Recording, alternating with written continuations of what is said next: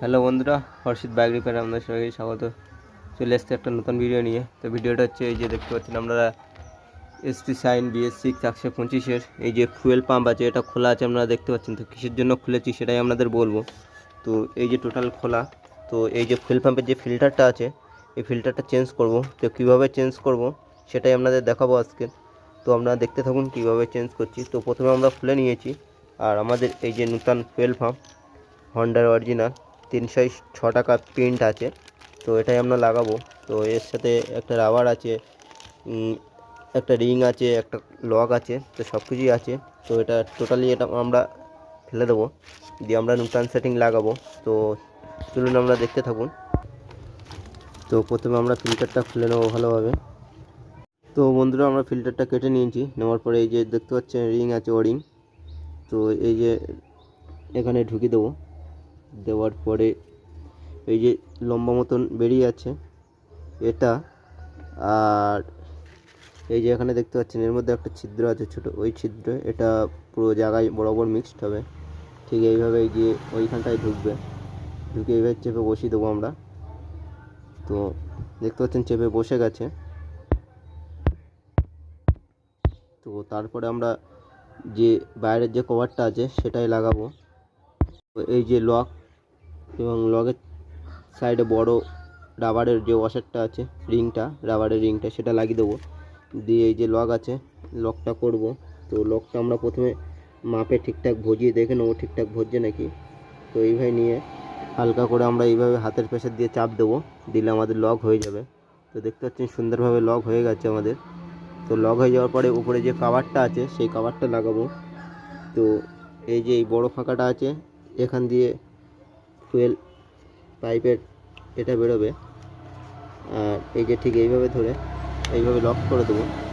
Lock হয়ে গেছে। Lock হয়ে যাওয়ার পরে এখানে একটা আমরা রাবার থাকে, তো এই রাবারটা লাগিয়ে দেবো। দেওয়ার পরেই কিন্তু আমাদের পাম্প ফিল্টার লাগানো কমপ্লিট, এবং তারপর আমরা গাড়িতে লাগাবো ফিল্টারটা। তো আপনারা দেখতে পাচ্ছেন আমরা রাবারটা লাগিয়ে নিয়েছি। নেওয়ার পরে এবারে আমাদের ফুয়েল ফিল্টার পুরো কমপ্লিট। তো এবারে আমরা পাম্পটা লাগাবো গাড়িতে।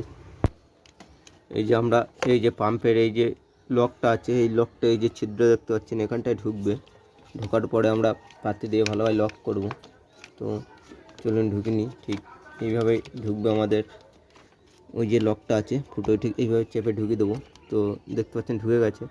এবারে এই যে পাতি লকটা আছে, তো এই পাতির লকটা লাগাবো। তো চলুন লাগিয়ে নিই। তো দেখতে পাচ্ছেন আমরা পাতির লকটা লাগিয়ে নিয়েছি। এবারে যে এখানটায় যে নাটটা লাগবে, এই যে নাটটা, তো এই নাটটা লাগাবো এখানটায়। তো এই যে আমাদের নাট, তো লাগাবো এখানটায়। তো আমরা এই নাটটা টাইট দিয়ে নিয়েছি। নেওয়ার পরে যে ফুয়েল ফিল্টারের যে পাইপ আছে, ট্যাঙ্ক পাইপ এবং ইঞ্জেক্টর পাইপ, সেটাই লাগাবো। তো এই যে ফুয়েল পাইপগুলো লাগিয়ে দিই প্রথমে।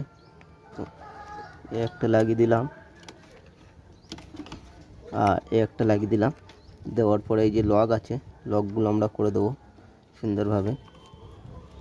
তো বন্ধুরা, ভিডিও ভালো লাগলে লাইক কমেন্ট শেয়ার করবেন এবং চ্যানেলটিকে সাবস্ক্রাইব করে দেবেন।